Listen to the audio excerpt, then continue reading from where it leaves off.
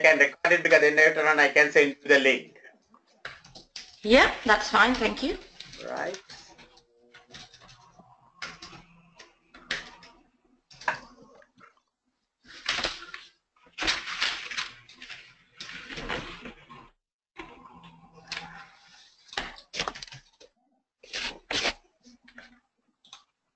So P3 paper, if you really look at the paper itself, earlier it was called performance strategy, but now the new Yeah. P3 paper is called risk management. So 99.9% or 100%, it's all about risk management. The entire subject is all about risk management, right? So Yeah. I just want to quickly make a quick start with the risk.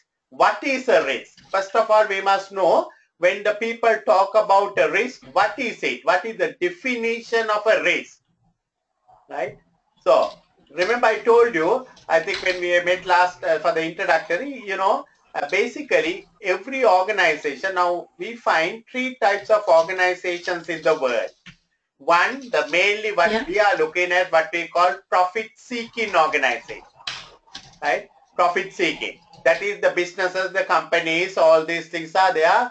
Their objective is to make a profit, to maximize the shareholder wealth. Then we have the not-for-profit making organizations like the charities, all that. Then we have the public sector organization.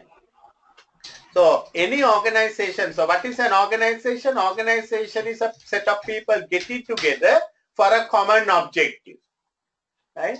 So that's an organization. So if you look at any organization, we can either put them into the profit seeking or public sector or not for profit. Not for profit. Yeah. And whatever the organization, we are driven by so-called objective. Every organization has some objective. Profit seeking, their aim is to maximize the shareholder wealth. If it's a charity, their aim may be to propagate the religion or some community work or something like that, right? If it is a public sector, it may be to provide some public service like transport, water, or whatever it may be. So every organization is driven by objectives. Now, to achieve the objectives, we need to have a plan. Your objective is somehow to get through this P3 paper. And today you are putting up a plan into action. That is what we call the strategy. Right? So every plan, every objective must be supported with a strategy, and particularly when it's a long-term objective, long-term plans, long-term strategies, and that's what we call a strategic plan. And a strategic plan need to be backed with resources. Now you have to decide, before we decided on these classes, whether the budget is all right, whether the timing is all right. And you spend 1 hour or 1.5 hours or whatever it may be. After deciding only, you thought, okay, let's proceed with it. Isn't it? Yeah. That's the same way for any organization. So you have to have a plan. So the risk is the plan not working properly. If the plan works properly, we will achieve our objective. If the plan goes this way or the other way, then we may not achieve objectives. Sometimes we may exceed and achieve objectives. Sometimes we may not achieve our objective. Now that is what we call a risk. Now in business, prima facie, we don't want any surprises to happen. We want everything according to a pre-planned schedule. Yeah. Ladies, they like surprises. Girls, they like surprises. When the husband gives a birthday surprise, it's like. But not in the business. Business, everything wanted to be planned. Have you done the F3 paper earlier, Nish? Sorry? F3 paper, financial strategy, have you done it earlier? Yes. Right. So in the financial strategy, you would have come across something called dividends. The shareholders expect a certain pattern of dividend. They don't like a kind of a variation happening. So this is what the business is. So business wants everything to work according to the plan. But you and I, we know, whoever who are in business or whoever who is facing life, we know nothing goes according to the plan. Everything goes wrong. I mean, when I say everything, literally, the things are not working according to the plan. So what we try to achieve through risk management is to minimize the things going against the plan. Now let's talk in very common sense. If you start a business today, tomorrow, one of the common risks that we have, you will have, I will have to face is a fraud. One of your employees robbing money from the company. It can happen, isn't it? Now, Yep. if you recruit a wrong employee and if he starts robbing money from the company, finally, will you achieve your objective of making profit? No. That fellow will have achieved his objective of making money without doing anything, but you might end up at the wrong side of the wicket. So how do you minimize that risk? How do you minimize that risk? To avoid a fraud happening inside your company, what will you do? Put internal controls. Right, exactly. Super. That is the right term. To put some internal controls, isn't it? Some systematic control so that everything will get exposed, highlighted. You know, even with the best internal controls, the frauds can happen. But at least you can mitigate the possibility of it happening. Now that is what we call risk management in a nutshell. For every identified risk, we have to have a risk management strategy. So there are four basically risk management strategies. Can you remember that word TARA? T-A-R-A, yes? Transfer, avoid, reduce, accept. Reduce and accept. Yeah. Those are the four strategies we have. Now, before we put a vehicle on the road, there is a risk of meeting with an accident. So because of that, what we do is we transfer that risk to the insurance company by taking an insurance policy. Certain things we think we can do, but we think no, we cannot do because it's too risky. Things may not work according to our plan and we might avoid it. Before you decided on your accountancy career, you would have possibly thought of many careers and you would have thought, no, that is too risky, this is too risky, might as well go with the accountants, right? So you avoid certain risks. Then the other one is reduce the risk. How do you reduce the risk? By putting the internal controls, by putting controls. In the night before we go to sleep, we close all the windows and the doors. Why? Because if we don't do that one, we invite an unwanted person to come and take all our position. So we close the windows and the doors before we go to sleep. That's a control that we have put it up. And if we don't put that control, we will not protect our wealth. Certain risk, we have to accept it. We know when we go on the road, a motorist can come and knock us down. But just because of that, we are not going to wait inside home. We will walk. We will go through the thing, right? So certain risk, we have to accept it. This is the exact phenomenon, but we will have it in the business. Let's talk about this one in little bit detail. So, kind of risk, nature of risk, basically future events or results may not be as expected. Now, you as a mother, you as a daughter, probably your mother would have told, don't do this thing, don't do that, don't do this. And it's all about saying it's risky, risky, risky, risky, risky. Generally, we talk about all what is bad is as risk. But in business, it can be even a good thing as a risk. Something not going according to the plan. It does not mean that it has to go always bad. It can be better than what we plan. Sometimes the students, just after doing all the work, before they sit for the exam, sometimes they tell me, you know, I don't think I have done enough, Kumar. I think let's get ready for the next exam also. I say, you better do the exam, relax. Once the result comes, Let us decide. So sometimes they say, after the exam, they say, I did much more than what I expected to do. So results could be better than what we expected. Last time for the case study, one of the students was troubling me. Just 2 days before the results came on the strategic case study, he has sent me money also, and he wanted me to start classes for him for the next case study. I said, why don't you wait for next 2 days and 3 days and see? He said, no, sure, sir, I'm going to fail. But when the results came, he has passed the exam with 97%. So things can be better than what we expect. Things can be worse than what we expect, and that is what we call a risk. So negative risk is something what we normally know, something going bad, something going not according to the plan but going worse, and sometimes we call it a pure risk. Pure risk, P-U-R-E, pure risk. Then we have the other side of it, we call speculative risk. So a negative risk, a negative risk is a pure risk. It's a pure risk. That is what generally what we call a risk, a pure risk, things going bad. Nothing good. So that risk can, or the outcome of that risk is only bad. Yeah. Always bad. Always bad. So we want to avoid it. Now, for example, a good example is a fire. Right? Nothing good can come out of a fire, isn't it?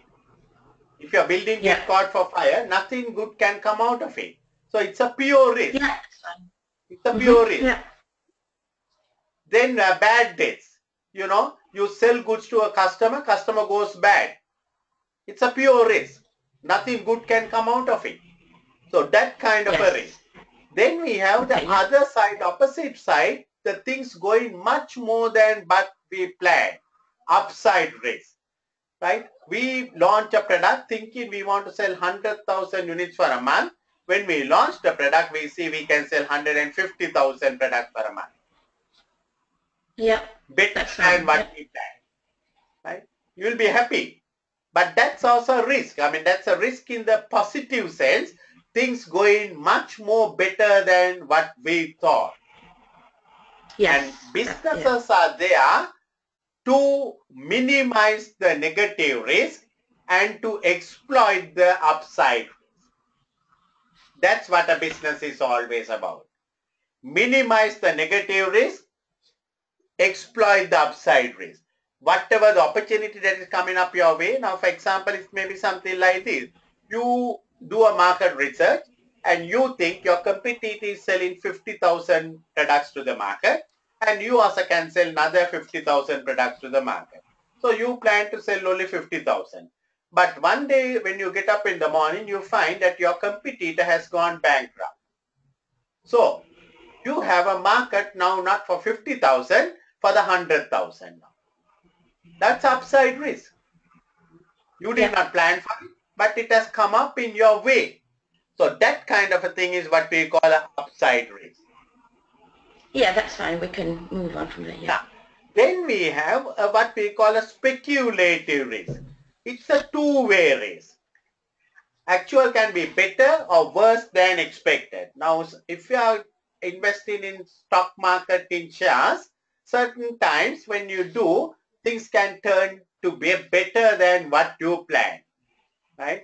I do a little bit of on the stock exchange nowadays in Sri Lanka. In Sri Lanka, I have a plan for a particular income for a month through the stock exchange by buying and selling shares. A particular income. I don't want anything more than that. Neither I want it anything less than that. But some months I find it I'm doing better than what I thought. My target. Certain months it's worse than what I thought. What my plan. That's what we call a speculative risk, a two-way risk. Yes. Pure risk, nothing good can come out. Upside risk is always good. Speculative risk, it can be good, it can be bad. Yeah. What is the difference between risk and uncertainty? Any idea you have? What is a risk? What is uncertainty? So I put the slide on the risk, right? Risk is where you know the possible outcomes. every time when we do something. So the risk is something what we say we can calculate it, right? Before we go, we will know whether it is going to rain or not, right? That's a risk. You will know the possible outcomes, and then we can manage that one. What is uncertainty? Right? What we don't know is whether it is going to rain or not. But we know either it will rain or will not rain. Something like that. What is uncertainty? Uncertainty is you don't know anything about it. Right? You go to business without knowing anything, whether it is going to be a success or whether it is going to be a fail, whether you can sell 100,000, whether you are going to sell 200,000, whether you are going to sell 20,000, you don't know anything about it. That is what we call uncertainty. So how come uncertainty arises? Right, uncertainty arises when we don't have enough information and knowledge. If you try to do anything without any proper information and proper knowledge, that is going on a dark direction without knowing where you are heading. Risk is you know everything, but outcome can be different from what you plan. Do you get it? Yes. Yeah. This is what uncertainty is. Here we do not know what can be the possible outcome, right? And the chances of each outcome. Risk is something we can say 50% chance there will be rain. 70% chance we can sell 1 lakh in the market, right? Uncertainty means I don't know. We don't know how much we can sell. No, I don't know. That is uncertainty. You can't do business with uncertainty. How to convert uncertainty into risk?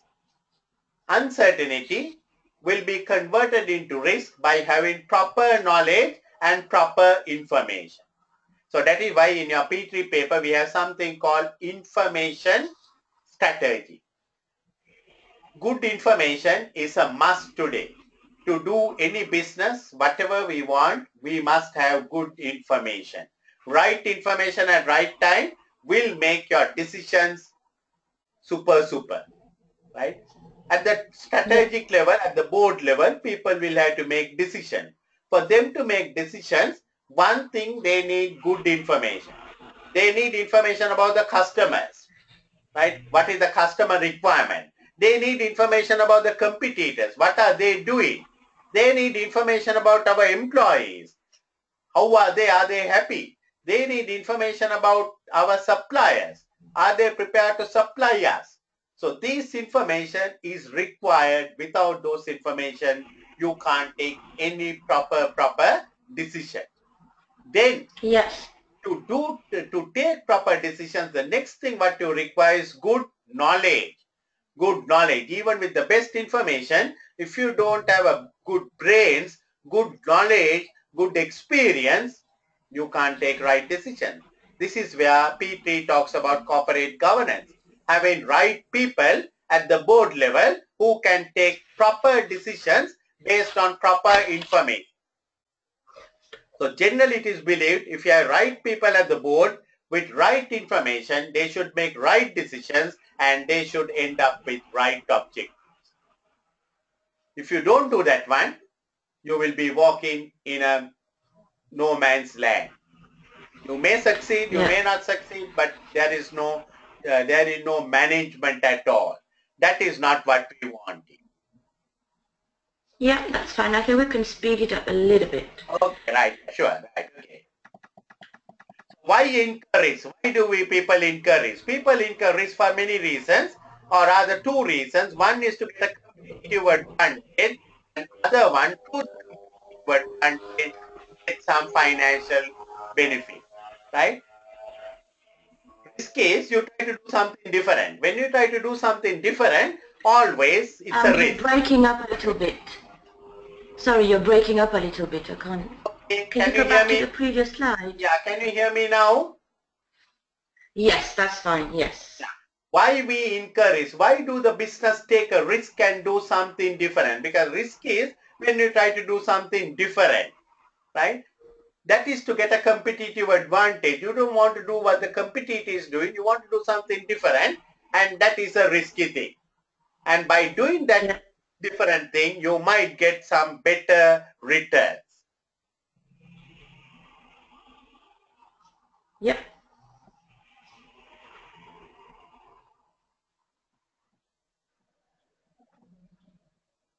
Any activity, whatever you do it, whether it is sales, purchasing, cash management, there are certain activities where we have a high risk, certain activities where we have a low risk. And on certain activities, we can have a good competitive advantage, a high competitive advantage. Certain activities, we can have a very low competitive advantage. So every business at the board level must decide those activities which are high risk and which are of low risk. Obviously, we like to do things which is of a low risk. So anything that is of a low risk and which is going to be a competitive advantage, which is going to bring a high competitive advantage, that is the area we must identify and explore all the time. High competitive advantage, low risk. So you're sorry. So I'm trying to look at it as a table here. Okay, yes. I can't understand. So let's say, well, where's the y-axis? Where's the x-axis? Yeah, give me a second, sir. Yeah, sorry.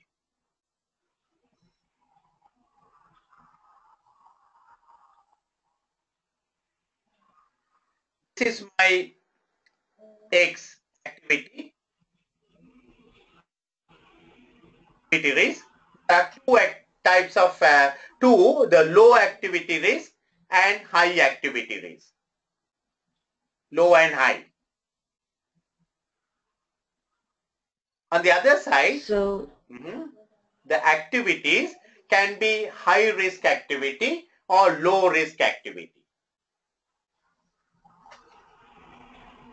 What you do?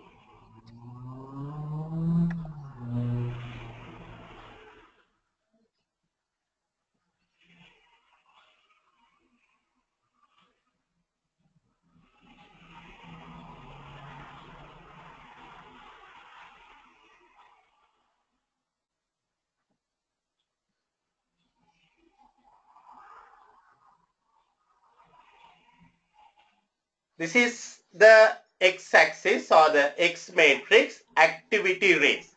The activities can be high risk activity or low risk activity. Okay? Yeah.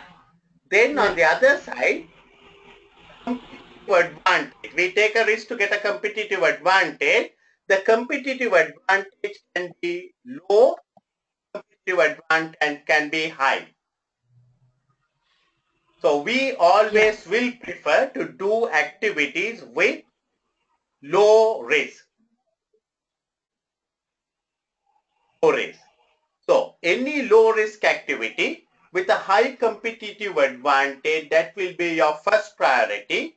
High competitive advantage, low risk, and those are the activities which we will try to explore all the time. So every business will be looking to do business with little risk but to get a maximum competitive advantage. Agree? Yeah. Then what is the next one? Next one is low risk, low competitive advantage. Nothing much of a big risk, nothing much of a big advantage. We will continue to do those things. Those are what we call routine items, routine activities. We continue to produce certain products because we know we can sell that quantity, not too much of a profit, but we can continue to do it. Then we have high risk but high competitive advantage. High risk, high competitive advantage. Fairly all right, but we want to examine carefully. This is where your F3 paper would have spoken about what we call investment appraisal. Before we think of doing a high risk activity with a high competitive advantage, we will try to examine it very carefully, do a good NPV and see whether it is all right. Yeah. Finally, high risk, low competitive advantage. We have to take all the risk, but the advantage is very little. We are trying to avoid it. So this is the matrix This is how we will try to categorize every type of a risk and say what need to be explored, what need to be routine, what need to be examined carefully, what need to be avoided. So in the Tara context, Yeah. So obviously number 4 is avoid. Yeah. Number 2, what would be accept? Number 2 will be accept. Yes. Yes. Right. Low and low will accept it. Yeah. Low and low will be accepted. Yeah. Then we have the high activity, high kind of a competitive advantage, but low risk. So these are the things what we will probably avoid, reduce and do it.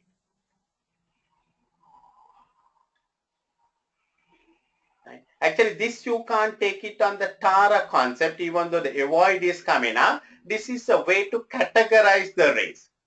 After this categorization, we have to manage the risk.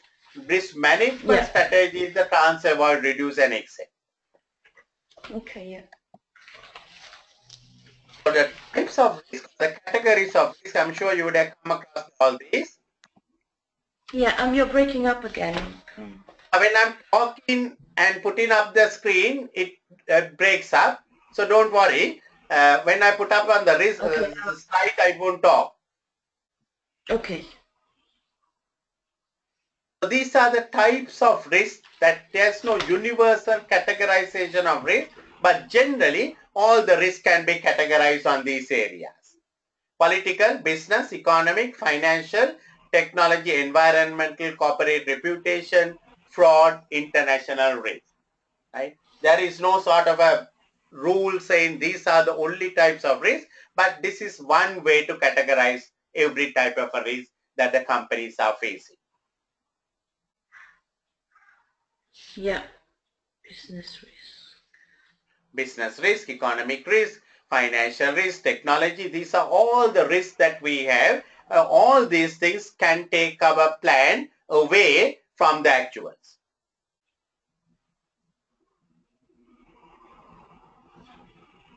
There are certain risks that are externally driven. It's not within our control, right? For example, the interest rate is not within your control. It is decided something by the economy. So something which we have no control. Foreign exchange, we have no control. Credit, when we give credit to our customers, no control. Competition, we have no control. So all these things what is mentioned 1 to 10 are certain things which is outside our control. They are externally driven traits. We may launch a product and environmentalists may protest against it. The customer demand can change. Industry can have changes. So these are all that is coming completely outside, but we can't ignore. We have to anticipate these things and manage it. That is what risk management is all about. Yeah. Then we have internally driven risk, all within our control, which we need to manage. If it is not properly managed, we can have cash flow problems, we can have wrong recruitment, we can have problems with our supply chain, we can wait without spending enough on research and development, we can mistreat our employees and there can be problems. We can have problems with our products if the products are not upgraded all the time. We can have problems of properties if they are not properly maintained. So these are some risks which we have control, but if you neglect, it can create problems for us. But whether it's internally driven or externally driven, we need to have certain risk management tools. Yeah. You will send me the slides afterwards. I'll send you the slides, yes, sure. Yeah, thank you. Risk management, it's the definition given by Sima. I have broken it into few pieces for you to understand. It's a process. What do you mean by process? It's not a one-off thing. You have to continuously manage the risk. So it's a process. It is to understand and manage the risk. whatever that is organization is subject to. Now, if you are working in a company, you have to understand, identify the risk that you face, not what your neighbor face, not what the other company is facing. And it's a continuous process. And whatever that is going to have an impact upon you achieving your corporate objectives. That is what we call risk management. So, keywords, it's a process. It is something that can have a effect on we trying to achieve our corporate objective. What are the benefits of risk management? The more better you manage the risk management, one thing that can have an impact upon your business is the cash flow. Cash flow is the critical success factor of any business. You can wait without profit. You can make losses and wait, but you can't wait without cash even for one day. You have to pay your salaries on the due date. You have to pay your water bill on the due date. You have to pay your electricity bill on the due date. So you have to have it. So if when you don't have proper risk management, your cash flow can be totally all over. You have sold me goods. You expect me to settle you on the 4th of December, but I don't settle it. You will be in trouble, right? You will be in trouble. So because of that, you have to manage and see, will Kumar settle? So if you have proper risk management, proper credit control, you will have a good, better prediction of your cash. Second one, your systems will work very well because of the risk management. Everyone is concerned, conscious to work according to a plan. So your systems will fall into its places and will work. Otherwise, it will be a kind of a ad hoc system, things working all over. It's not working according to a systematic way. Definitely, when you predict the cash flow, you will have a minimize or minimal chances of going bank. That will make the shareholder confidence. That will make the company, they will understand our directors are managing the risk so well, we will have the predictable cash flows, and that will increase the shareholder confidence. When the shareholder confidence increases, what happens, Nish? What happens when the shareholder confidence increases in your company? When the shareholders know that you are doing very well, yeah? The value of the shares go Value up. of the shares will go up. And isn't that the objective of any company? Company's objective is to maximize the shareholder wealth. How do you maximize the shareholder wealth? By improving the share price, right? Share price improves when the confidence of the market goes up. You can't impose a share price, but when the confidence of the people is so good of your company, share prices will go up. So you can see how risk management can enter and make that company better. So, risk approach is basically both, as we said, should not be only focusing on the negative risk, both must be looking at the positive risk. Try to do something different. Try to exploit something doing different and doing it better and better. One thing, every risk management tool in the company or the risk management is very much dependent on management perception. Now you and I, we as accountants, we have a kind of a very conservative approach to any of the projects. If you look at your colleagues in the marketing department, they are totally in the other side of the world. They are very optimistic. So that is why we need to have accountants and the marketing people both in the board of directors, right? To have a balance.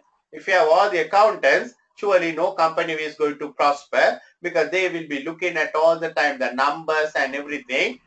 Nothing will come right. If we have all the marketing people, they will be very optimistic. They'll go and invest and burn their fingers all over. Right? So it's the management perception. Now, if you are working in a bank, normally banks, are they risk? Now, there are three types of people, three types of organization. risk-taking organizations, risk-averse organizations. Where do the bank fall in, Nish? Where do the what? Sorry. Banks. I mean, the banks. In which category are they? Risk-taking or risk-averse? Well, risk averse. Yeah. Imagine you go to a bank, first thing what will they ask? Right? They will ask what security can you provide before they give a loan, isn't it? Yeah. Right? They are very much averse to risk. So they take all the possible security, mortgages, everything. So they are generally that kind of people. But if you look at a marketing organization, you will see the other side of it. They are very heavily risk-taking. They want to advertise. They want to do all sorts of things. This time, the case study or the management case study for February 2017 is all about a film company. Now, film manufacturing companies, they have to take certain risks because before they produce the film, they do not know whether the film will be a success or not. But they have to take a risk and do it. And there's something called appetite. What is the risk appetite? Any idea you have? It's how much risk the company is How much risk willing the company and can able take? to accept. Exactly. So risk management strategy must be always linked to your business strategy. If your business is providing goods and services, your risk management strategy should be linked to that one. You can't have a different business strategy and a risk management strategy completely out. You must identify the risk for that particular business, not what is happening in the world. You have to identify what is for the business. So risk appetite is made up of two components.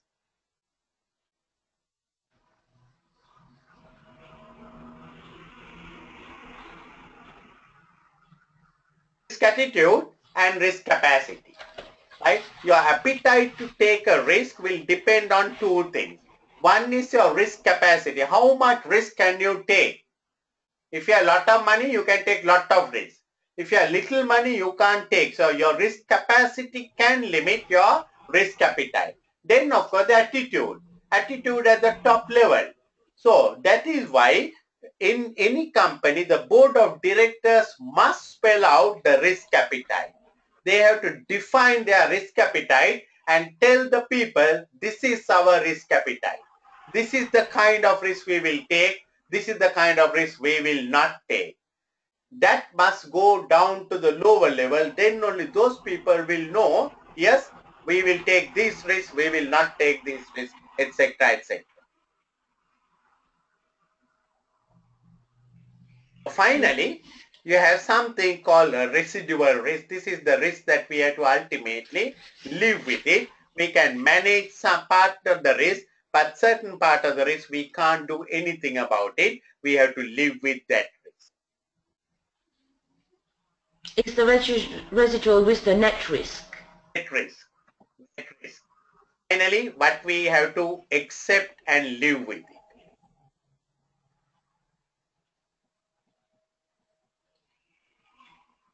There are 4 points from the risk attitude, right? The fatalists think they have no control over anything and risk management is useless.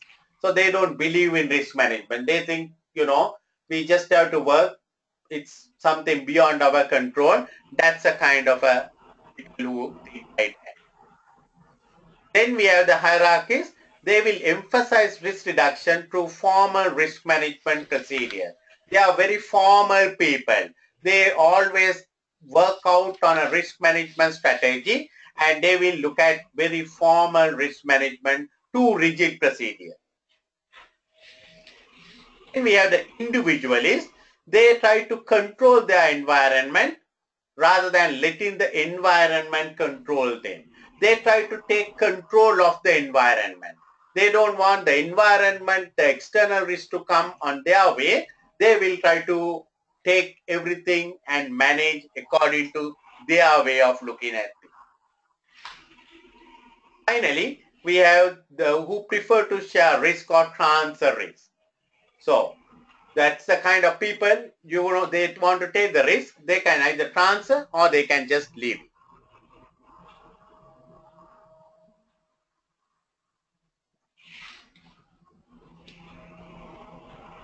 So, you would have come across in every board, in every organization, we have two kinds of people, risk aversion people and risk seeking people.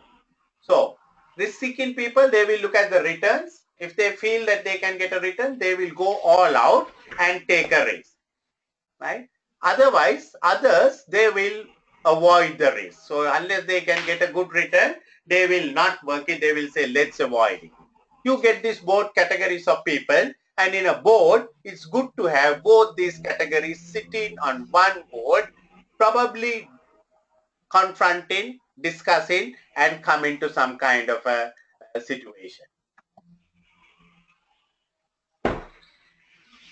Basically, when you talk about the risk, there are two sides to it. One is conformance.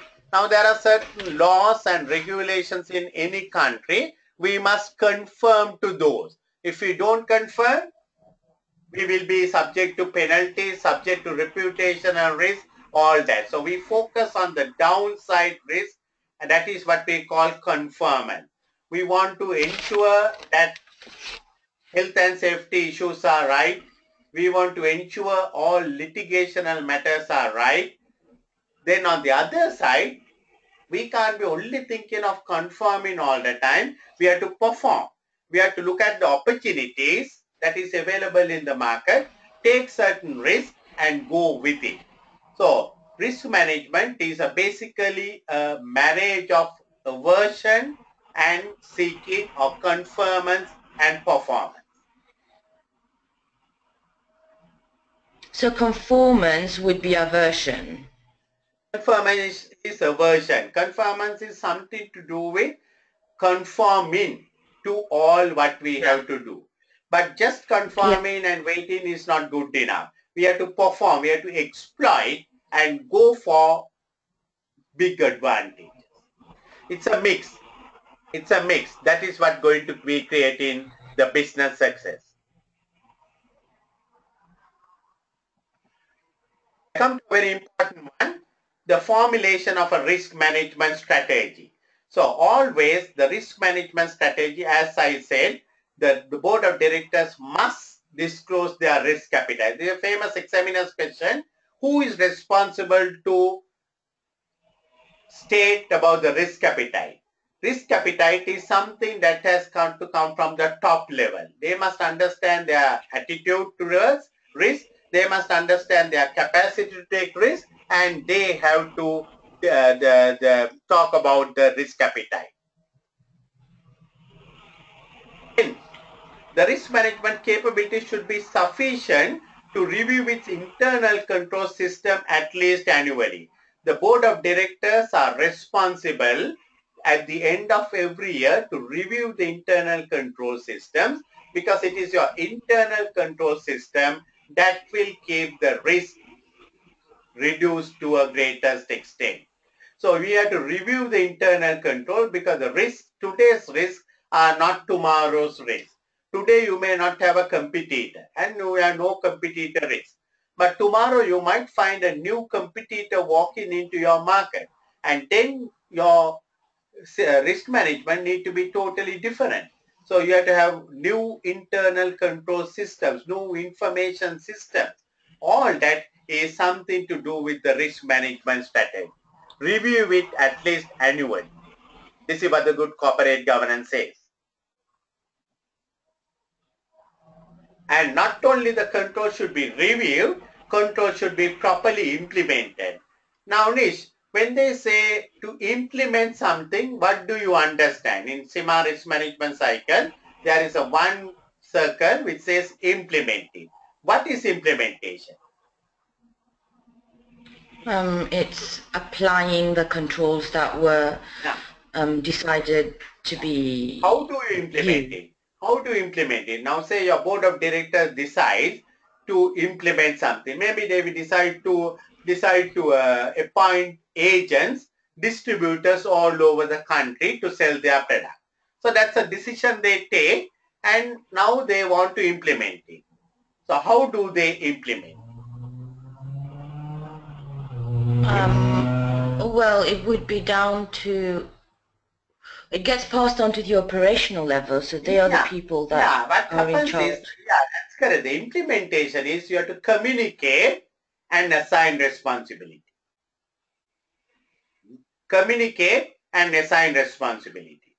You have to communicate and say, Kumar, you must do this, and assign the responsibility to Kumar. That is what the implementation. Now, your board takes a decision and you give it to me and say, Kumar, you better do it. How do you know that whether I have done or not? How do you know? There needs to be a performance review. Yeah, performance review, or another word for that is monitoring, isn't it? Monitoring, Yeah. right?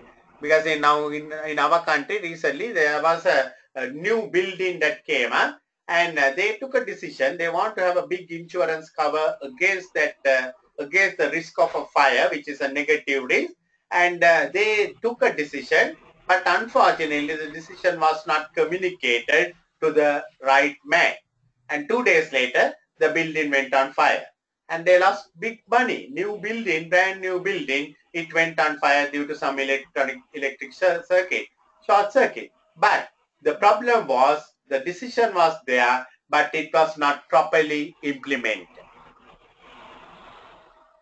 Yeah.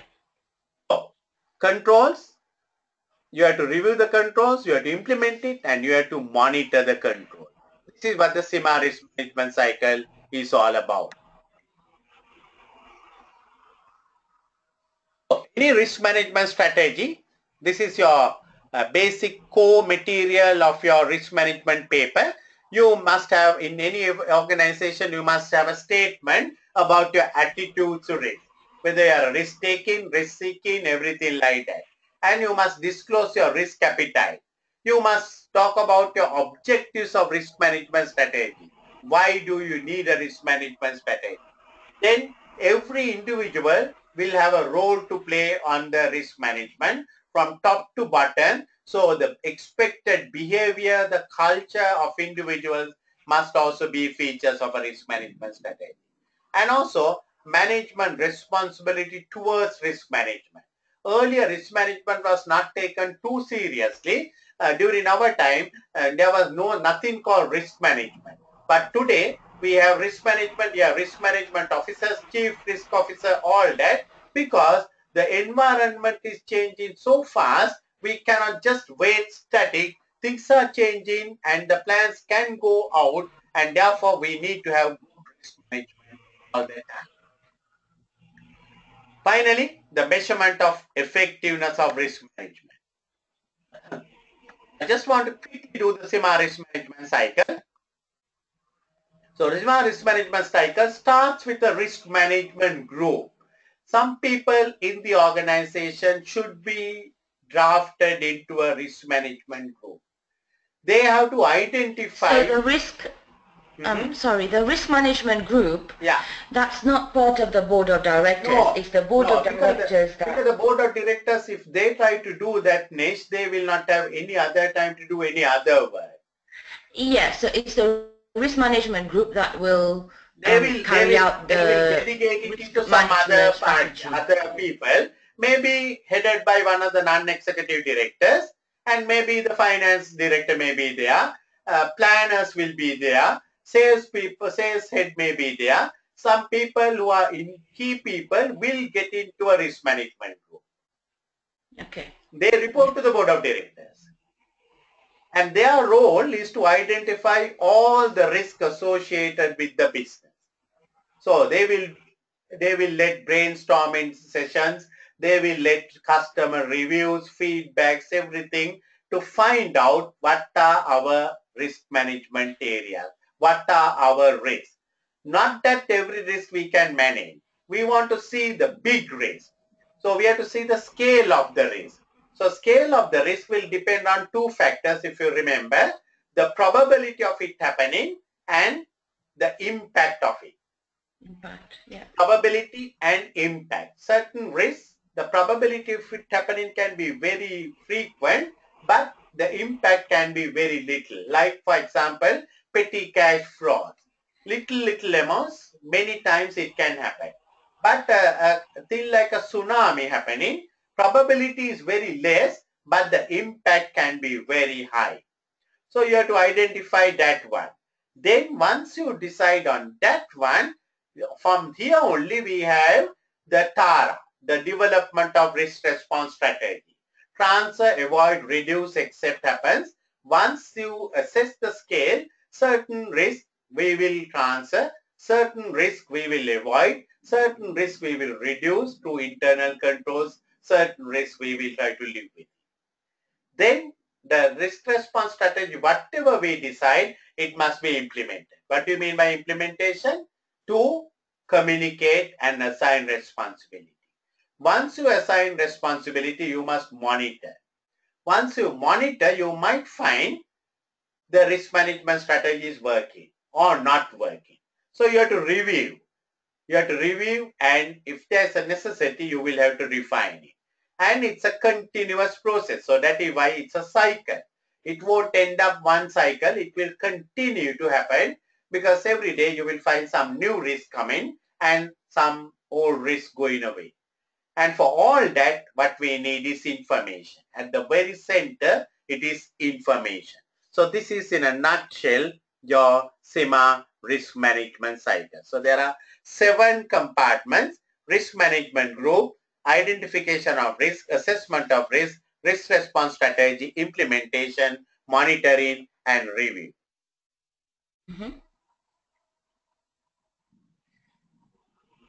Finally, it must link with the business.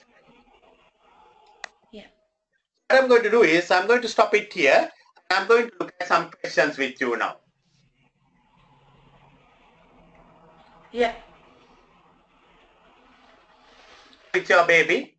The questions are on the screen. I will send you these questions later on. But now let's see whether we can answer some other questions. Some we have covered up already. Some may not be. But let's look for next 15-20 minutes the question. Which of the following statements about risk are true? Number 1, speculative risk is a risk with either good or harm may result.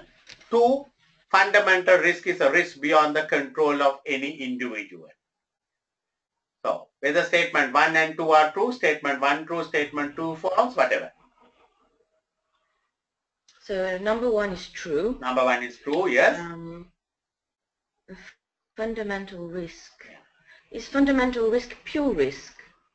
Fundamental risk is something like an external risk which is beyond the control of any individual. Okay, so then it's A. A is the right statement. Fundamental risk is something which is beyond the control of any individual. So it's basically a fundamental risk, like a fire, for example.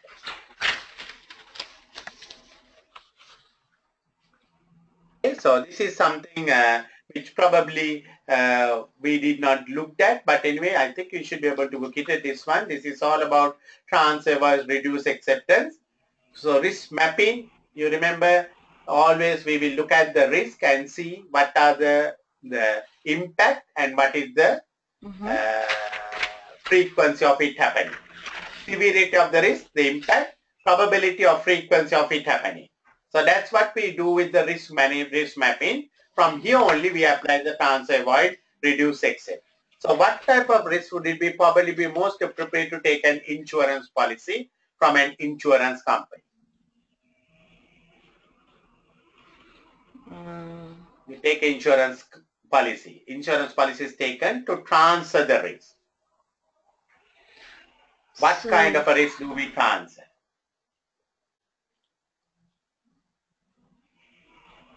Transfer would be severity high, frequency low. Well, it will have to be severity high, isn't it?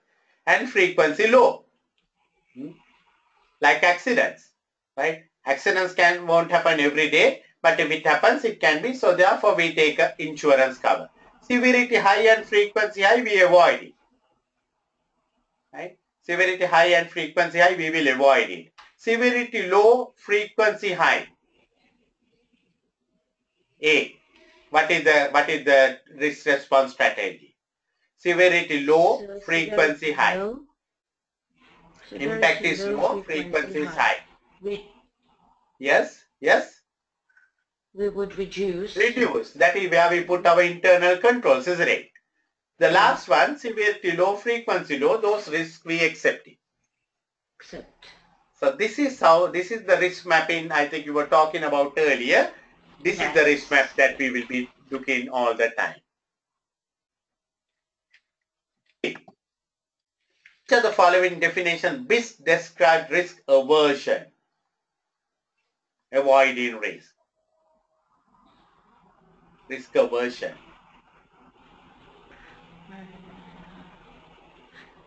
Is it C, avoiding risks by refusing to invest in high-risk projects or investment? Yeah, now there is something called risk aversion and there's something called risk avoidance, right? Risk aversion is not the same as risk avoidance. Risk aversion means not undertaking a particular project when an alternative is available. Risk avoidance is completely avoid.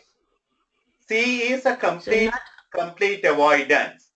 But risk aversion is you look at two particular alternate projects and you decide on one.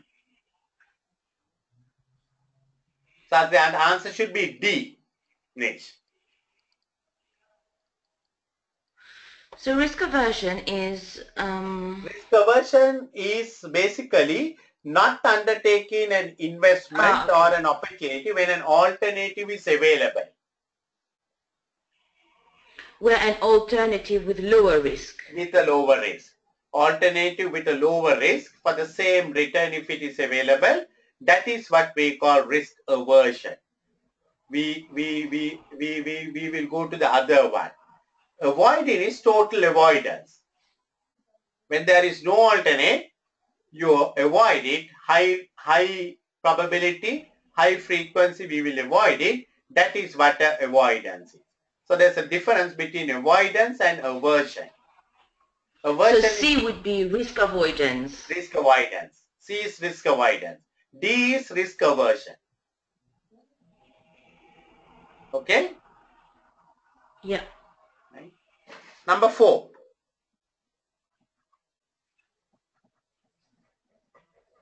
Number 4. Which one of the following statements is true? That should be easy. D? D, yes. This can recognize positive events including opportunity. Now in your paper, 60 questions, there are certain questions which are like this. Straight away you know the answer, you should be able to do it. You don't need half a minute to do. Certain questions you need more than 2-3 minutes. So you have to select your questions and do in 3 rounds. So we will discuss that one later on when we are looking at certain things. Number 5.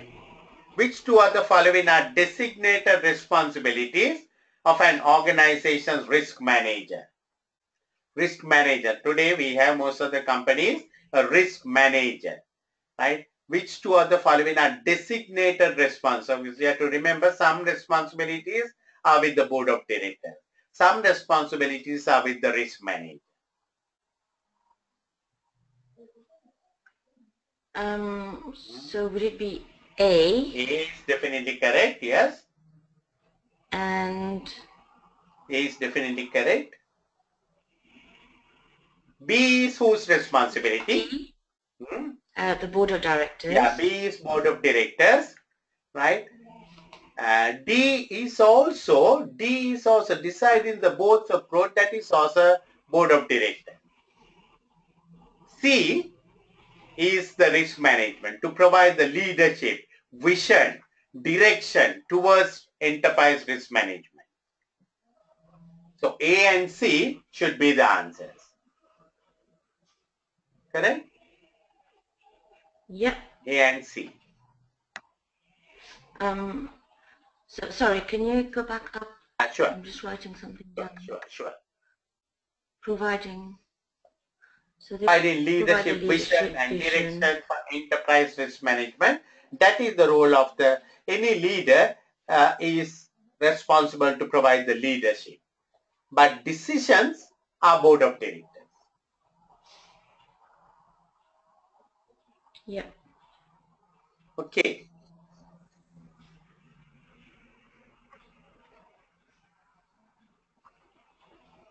RNJ manufactures high-performance sports cars. A customer or third party may be killed or injured by an accident caused by a manufacturing flaw. So what is the risk response strategy? Answer: accept, avoid, reduce. Customer.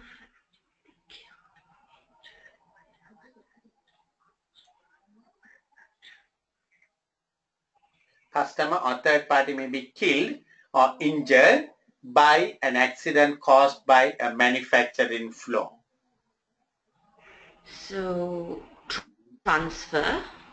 Yes, yeah, very good. Yes, because that is something. Now, manufacturing flaw is not something you can. It has gone to the market. No, so the way to get out of that is to transfer the risk, take insurance cover. May be key, because if something happens, we have to be guarded against that. So we do not know the manufacturing flaw till it goes to the market, and therefore it needs to be transferred. Second one. Environment legislation in Germany is likely to require cars sold there to comply with stringent emissions and fuel economy standards that are impossible for cars of this type. Avoid. Yes, excellent. Yes, that's good. Avoid, because that is something impossible. If it is impossible, you don't go to that market. Yeah, fantastic.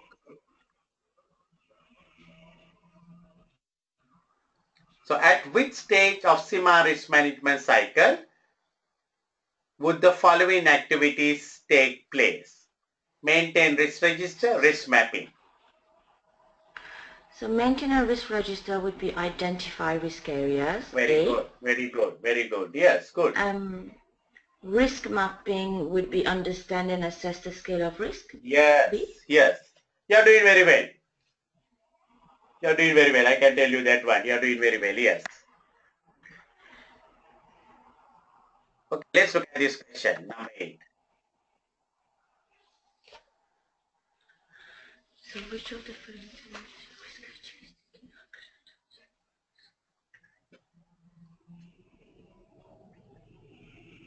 Which of the following statements is true?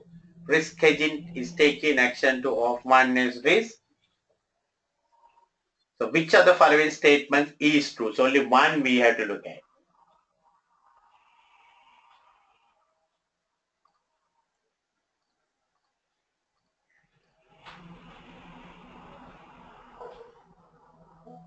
This kind of question you can do two ways. One is to look at the right answer or eliminate all the wrong answers so that you will be left with the right one.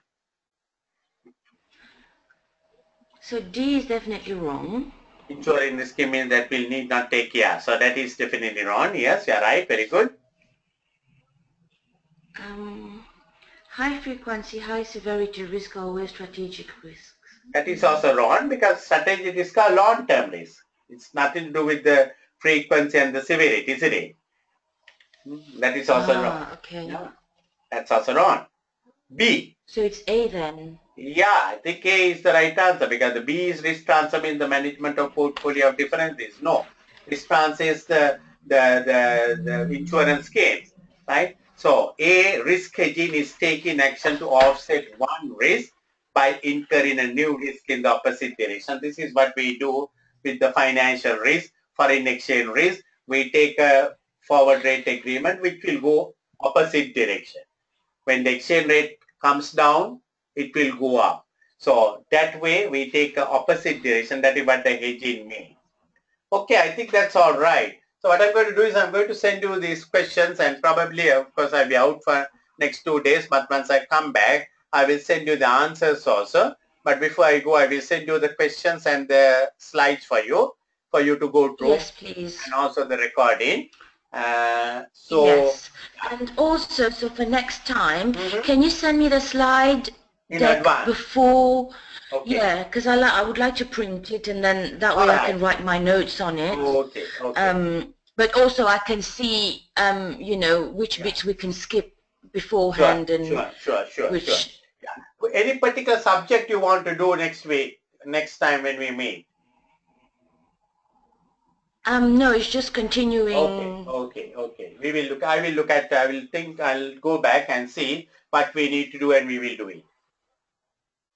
Yeah. Okay. So I want to cover everything, basically. Okay. Sure. No problems. Right. Yeah. What is your convenience? And Sorry. Yeah, Nish. so in terms of the questions, how many questions are you sending me? Here there are 10 questions. Yeah, here there are 10 questions. I think I have another slide with some more questions on this area. I'll try to send you more questions. Yeah, because you mentioned questions from First Intuition. Yeah. I would really like to do these questions. Yeah, that one I have to take some screenshots and send it. So I will have to do that one. I will try to take some of those things and send it to you also. So maybe after Wednesday, I will send you some questions. Okay, so when can we when is your free sit down time again? next week? Because I want to have homework to do in between so that I... Yes. I'll send you some questions today itself. Yeah. When is your free day next week? Monday, Saturday? So we can do... Today's Sunday, we can do Wednesday? Wednesday, only I'm coming back. So I'm out, Wednesday. Wednesday, no, Wednesday. Thursday? Oh, Thursday, I can't Thursday, but I can do... Friday? Yeah, Friday is alright by me, okay. Friday Can you do Tuesday? No, you can't do Tuesday. No, because I'm not here. I'm not going out. I'm coming back on Wednesday night. So okay, so Friday then. Yeah, Friday. What time is convenient for you? 6:30. 6:30. Yeah, fine. We'll do that. Okay. So Friday 9, 6:30. Yes. Okay. Brilliant. Thank you. Right. Okay. Thank you. Have a great day, Nish. And I'll see you on Friday. Thank you, and you. Yeah. So, thank you. Bye. Bye.